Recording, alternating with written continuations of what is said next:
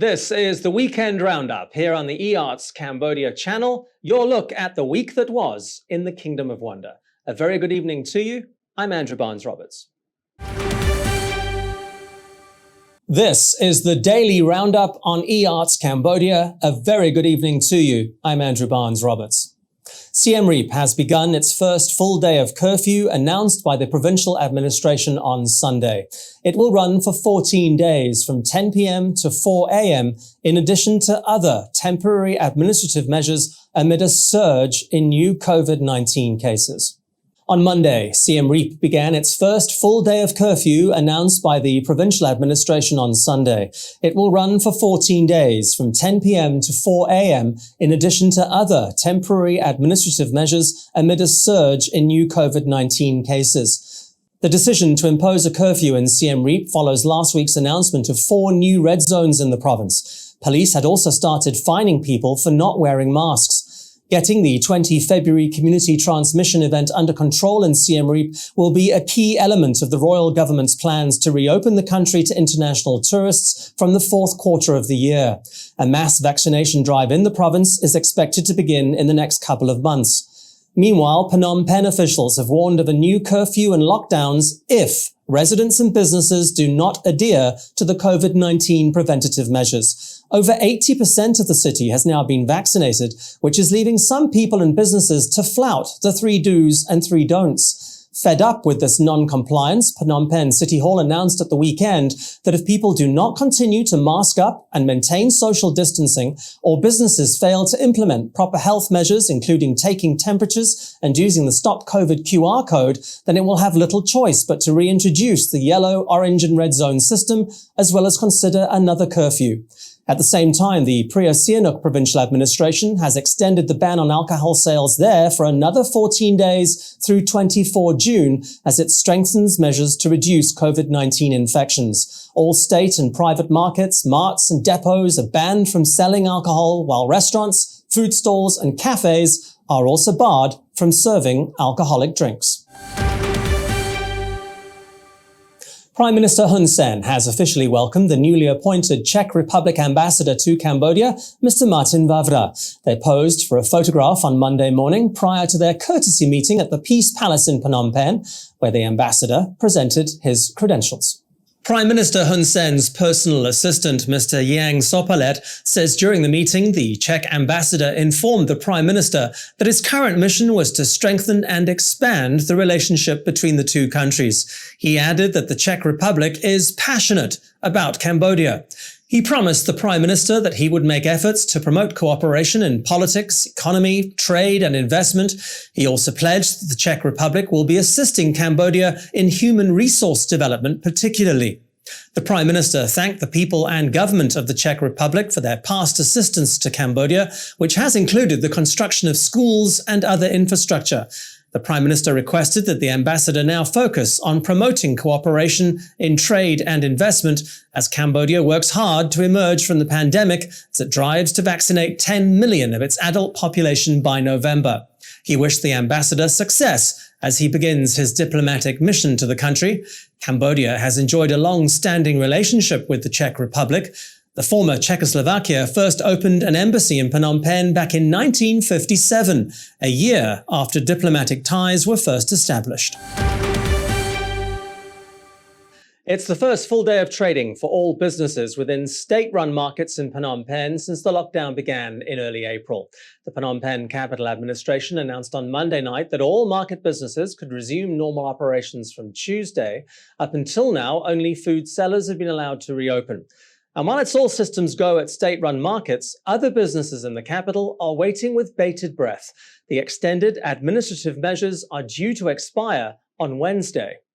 In fully reopening state-run markets, Phnom Penh Governor Mr. Kung Sreng warned that all health safety measures must be respected. The capital's Department of Commerce, together with all 14 district administrations, will carry out inspections to ensure this is being done. If not, those markets will be forced to close.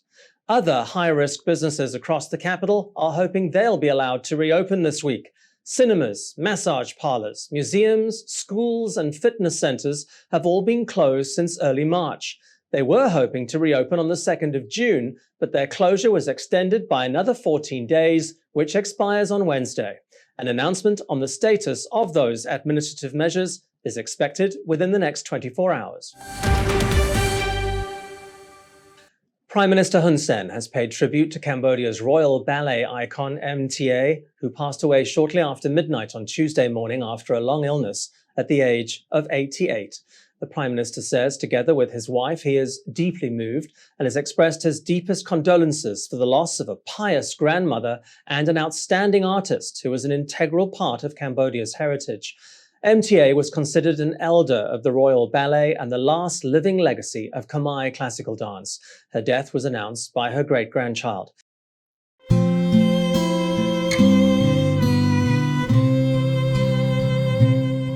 She was a famous dancer and dance teacher in the royal palace, just like her mother before her.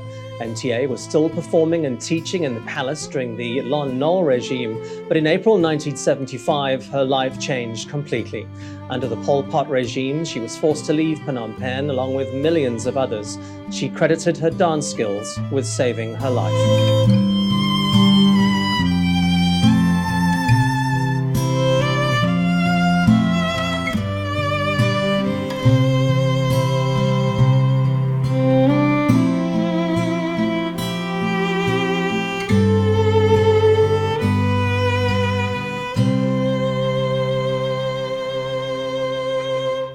After the fall of the Khmer Rouge, MTA returned to Phnom Penh and worked tirelessly to revive the art form she had dedicated her life to. Meanwhile, the royal government's Blossom strategy for COVID-19 vaccinations is in full bloom. The Ministry of Health says Phnom Penh's adult population will be fully vaccinated by the 8th of July.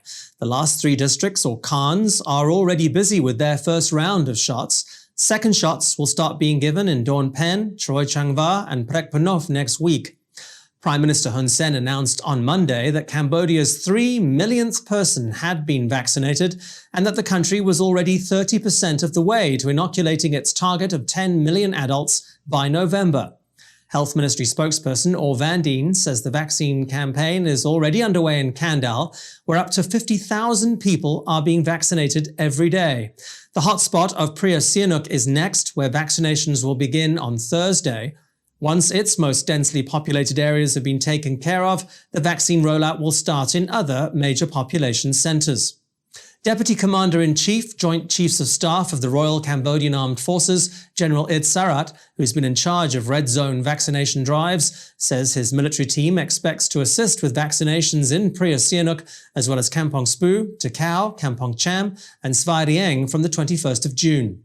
Or Van Dien, who is also chairperson of the National Vaccination Committee, says she's confident that barring any delays in the shipment of vaccines, Cambodia should be fully inoculated by the end of the year. Despite the pandemic, it's been a great first year for Cambodia's online business registration portal. The Ministry of Economy and Finance says it has registered 6,164 businesses online this year, with a combined investment of $2.5 billion. According to its press release, a total of 6,974 businesses registered online. Barely 800 are still in the approval phase.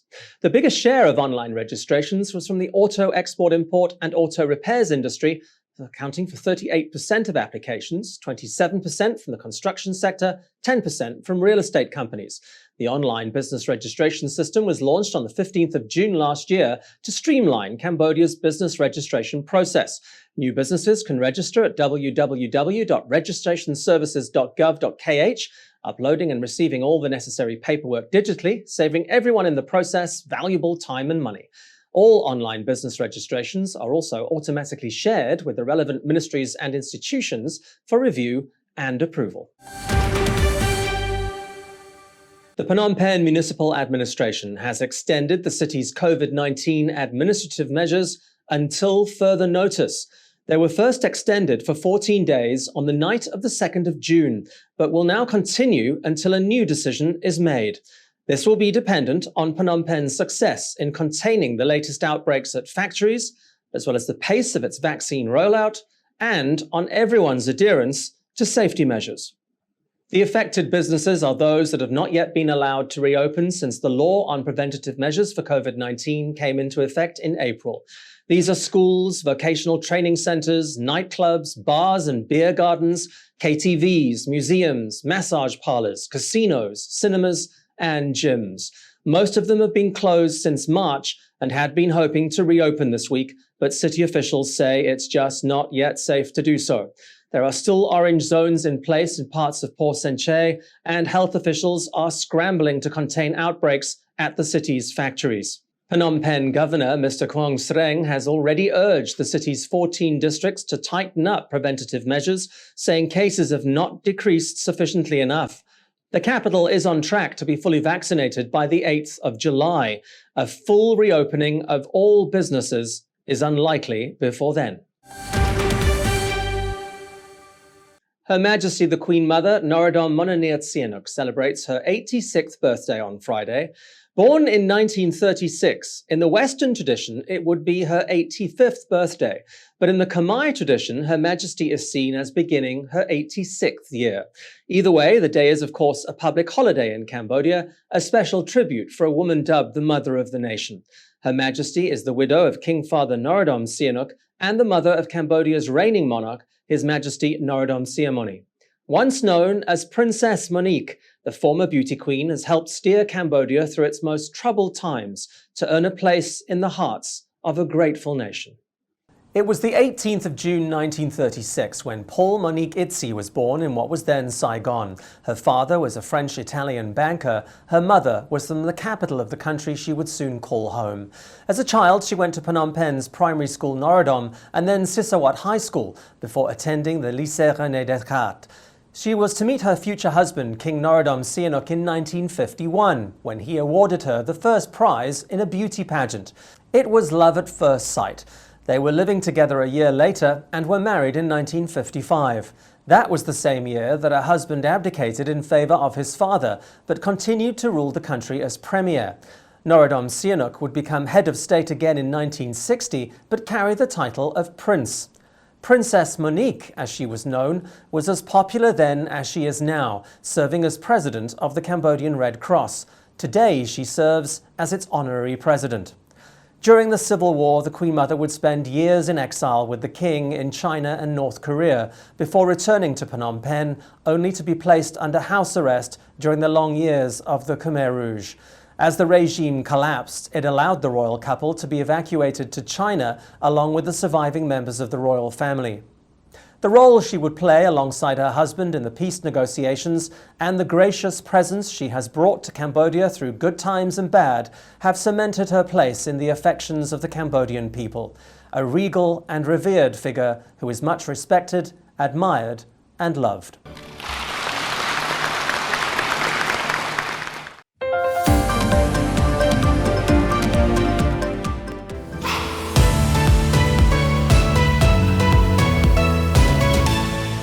EAC Cambodia's audience is growing.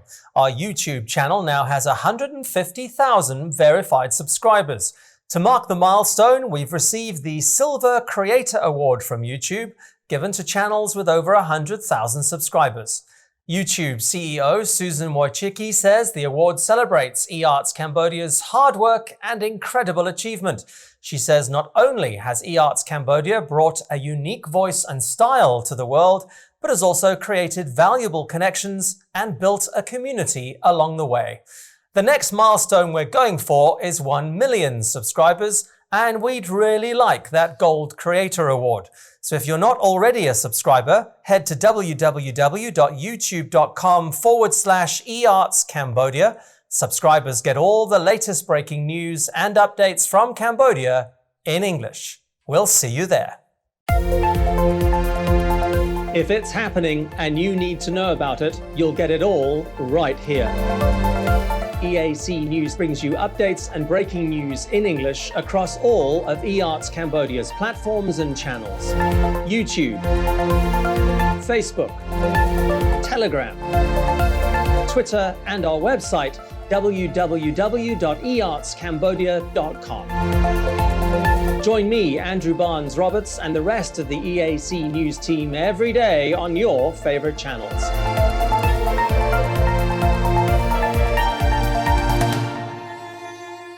EAC News, Cambodia made clear.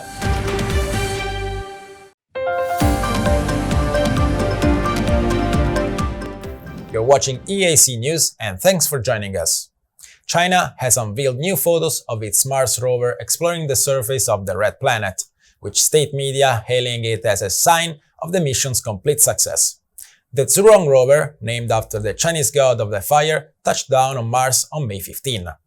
This is China's first Mars mission, making it only the second country to successfully land a rover on the planet after the United States. The new photos this Friday included a 360-degree panorama of the landing area and the orange Martian surface, with scattered rocks, a circular crater on the far side, and dunes in the distance.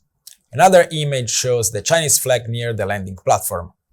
The rover also took a selfie using a wireless camera, showing its extended solar panels and tiny Chinese flag emblazoned on its equipment.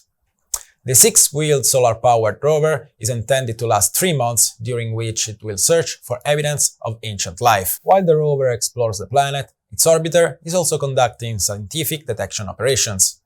The head of the China's National Space Agency says China will publish the related scientific data in a timely manner to let humankind share in the fruits of the country's space exploration development. Cambodia has deployed its next generation of landmine-detecting rats as part of a huge effort to rid the country of unexploded ordnance, or UXO. 20 African giant pouched rats have recently been imported from Tanzania and undergone intense training. Rat handler Sol Malen, who works with the landmine clearing NGO APOPO, says that rats are easy to work with. Scarred by decades of civil war, Cambodia is one of the world's most heavily landmined countries, with more than 1,000 square kilometers still contaminated. It has among the highest number of amputees per capita, with more than 40,000 people who have lost their limbs due to explosives. The new rat recruits replace a recently retired group that included multiple award-winning Megawa, who found 71 landmines and 28 other UXO during his 5-year career. Megawa was born in Tanzania in 2014 and was brought to Siem Reap in 2016 to begin his bone-sniffing career. He received a gold medal, the UK-based People Dispensary for Sick Animals last year, and for life-saving bravery and devotion to duty. More and more Cambodians are being vaccinated every day, and travel is already top of mind. Suddenly, the whole world feels in reach again, even if travel restrictions haven't quite been lifted yet. Most travel experts expect travel to reopen gradually rather than all at once, and we are already seeing some countries loosen restrictions. If you can afford it, the Maldives are an example of one country that has stayed open for tourism throughout the pandemic. All you need is a negative PCR test taken 72 hours before arrival, and there's no need to quarantine.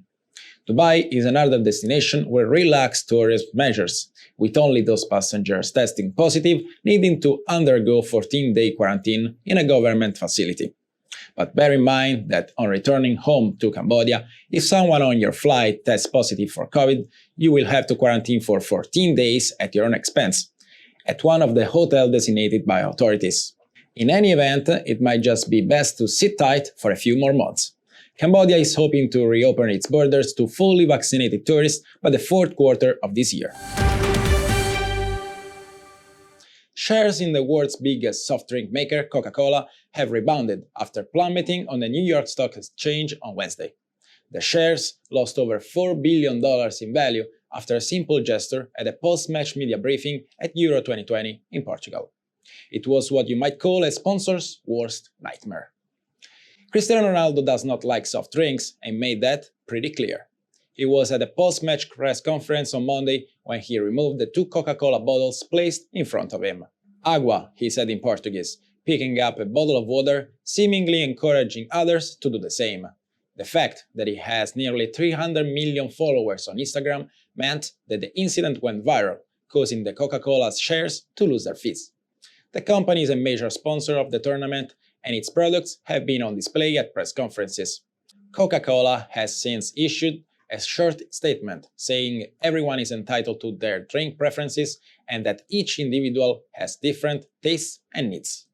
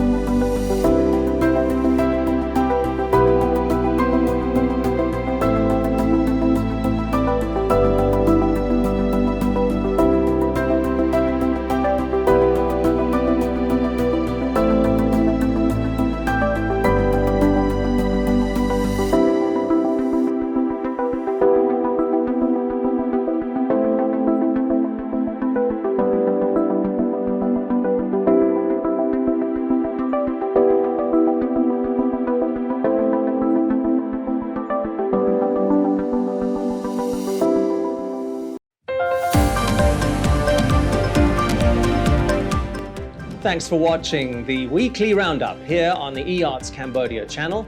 More from the EAC news team in the Daily Roundup, Monday night at 8. We'll see you then.